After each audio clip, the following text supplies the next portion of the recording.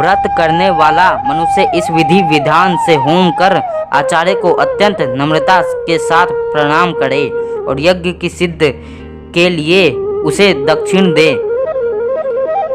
इस प्रकार करें और यज्ञ की सिद्धि करने के लिए उसे दक्षिणा दे। इस प्रकार बताई हुई विधि के अनुसार जो व्यक्ति व्रत करता है उसके सब मनोरथ सिद्ध होते हैं। इसमें तनिक भी संदेह नहीं कि इन 9 दिनों में जो कुछ दान आदि दिया जाता है उसका करोड़ों गुना फल मिलता है। इस नवरात्र व्रत करने से अश्वमेघ यज्ञ का फल मिलता है। हे ब्राह्मणी, इस संपूर्ण कामनाओं को पूर्ण करने वाले उत्तम व्रत को तीर्थ, मंदिर अथवा घर में विधि के अनुसार करें। ब्रह्मा जी बोले, हे बृहस्पति, इस प्रकार ब्राह्मणी को व्रत की विधि और फल बताकर देवी अंतर्ध्यान हो गई।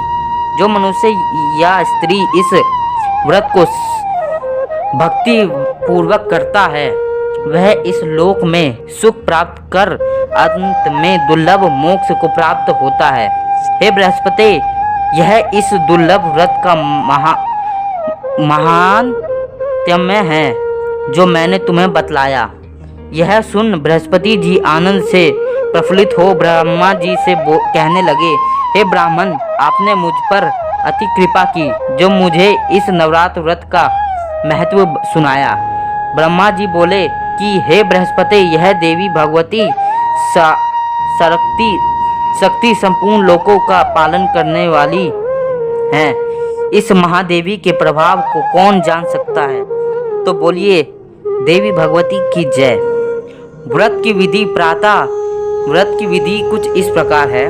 प्रातः नित्य क्रम से निवृत्त हो स्नान कर मंदिर में या घर पर ही नवरात्र में माँ दुर्गा जी का ध्यान करके यह कथा करनी चाहिए। कन्याओं के लिए यह व्रत विशेष लाभदायक है। श्री जगदम्बा की कृपा से सब विघ्न दूर हो जाते हैं तथा सुख समृद्धि की प्राप्ति होती है। पूजा के दौरान आपको माँ से किस प्रकार प्रार्थना करनी चाहिए यह मैं अब आपको बताता हूँ। हे परमेश्वरी, मेरे द्वारा रात दिन सहस्त्रों अपराध होते हैं। यह मेरा दास है, समझकर मेरे अपराधों को क्षमा करो।